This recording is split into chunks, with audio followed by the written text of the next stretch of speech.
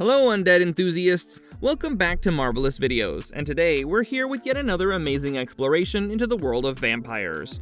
One of the most interesting but underrated movies that follow the fight of humanity against evil vampires is the 2011 movie Preist, which was directed by Scott Stewart and stars Paul Bettany and Karl Urban. Preist introduced us to the truly vicious and unique monster known as the Hive Guardian vampire. What is the Hive Guardian vampire? How does it differ from other vampires? How can humans take it down? We'll try to answer all those questions as soon as you make sure that you've subscribed to our amazing channel and have pressed the bell icon. Now that you're subscribed, let's begin. If you've forgotten about the movie Preist or have no idea what it's about, don't worry, we'll give you a rundown. Based on Hyung-Min Woo's comic series of the same name, Preist is set in a world overrun with vampires. To combat them, humanity puts up walls around cities, establishes a theocracy under the church, and trains elite warriors known as priests. A war breaks out, and all vampires are either killed or imprisoned. With some sense of peace returning, people begin to break out of the church's control and start creating free towns.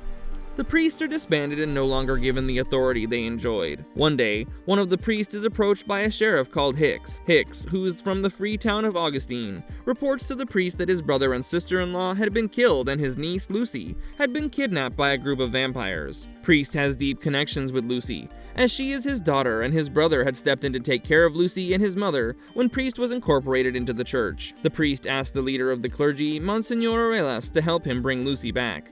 But he doesn't believe the story, telling Priest that all vampires perished in the war. Dejected, Priest decides to rescue Lucy all on his own, but Eyeless sends 3 priests and a priestess to bring him back. The priestess, who had fought alongside Priest, trusts him more than the church, and decides to help him out on his quest. The two of them realize that the vampires, led by an ex-priest and a human-vampire hybrid called Black Cat, have been using trains to travel during the day, and most of them live at Nightshade Vampires, a reservation where vampires live with their human familiars, who have a pathogen inside of them that forces them to be subservient. And Hive of Solomira, a powerful hive that people believed had been abandoned after the war. The vampires had planned to attack a walled city that didn't have the protection of sunlight as clouds of smoke and ash were covering it. Priest, priestess, and Hicks attack the train, and an intense fight ensues that ends with the rescue of Lucy and the train exploding. The priestess warns the other priests about the vampires, and they all begin to prepare for the Second War.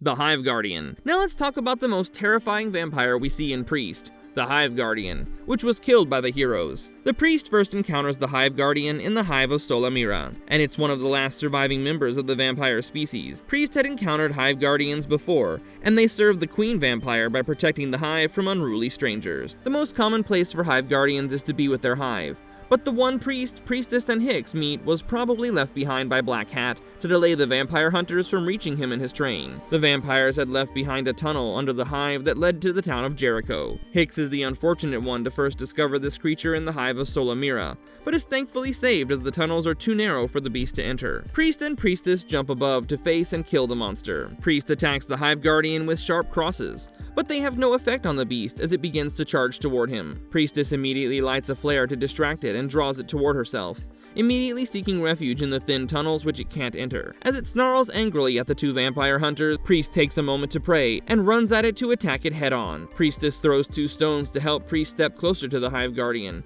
and he slices into the creature's underbelly using his 2 daggers. Although it bleeds a lot and the 2 assume it died, it rises to roar at its opponent one last time, as Hicks shoots its head, sending it to meet its maker. Features of a Hive Guardian. The Hive Guardian, unlike vampires, do not resemble humans in the slightest. It looks like a creature from hell or one of your worst nightmares. The Hive Guardian is quite tall, and by our guesstimate, somewhere between 5 and 6 feet in height. It's enormous in size and is a quadruped, which means that it has 4 legs. While attacking its foes, the Hive Guardian can also temporarily balance on its hind legs, which helps it stay fast and gain the upper hand in any fight. Each of its claws has 3 fingers, and it has formidable strength. Its hairless skin is smooth and slimy, but don't let it fool you, as its skin is impenetrable. We don't know what color their skin is, as it was pretty dark in Solomira, the only time we get to see a Hive Guardian up close. It appears translucent and could be either light green, light brown, or off-white in color.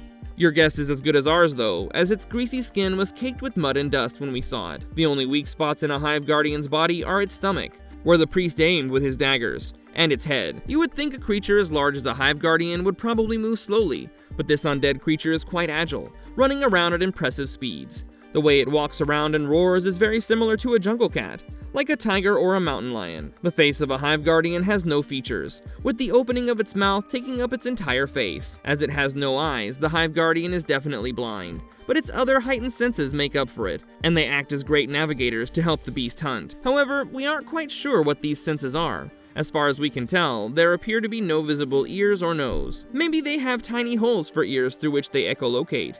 They might also have really small nostrils through which they can smell their prey, as according to myths, vampires have an impeccable sense of smell.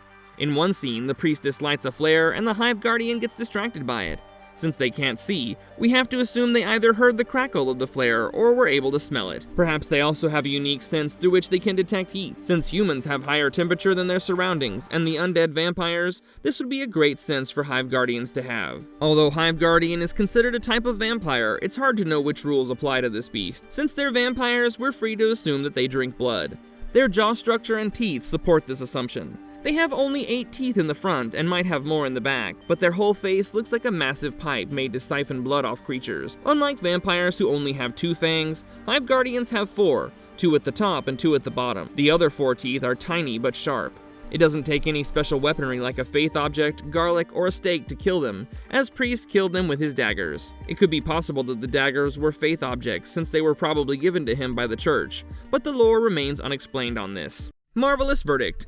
Although the Priest didn't do spectacularly well in the box office, we can't help but wonder about all the Hive Guardians and their legend. What do you think led to their creation? Do you think they are the vampiric forms of some huge predatory animal? Or do you think they somehow snuck out of hell to help vampires? How do you think they hunt, and what different senses do you think they have? Let us know about your theories in the comments. We'll see you soon with another exploration video, and until then, have a great day. If you liked our content, don't forget to leave a like and subscribe to us if you haven't already. Have a good one and be safe. Thanks, everyone.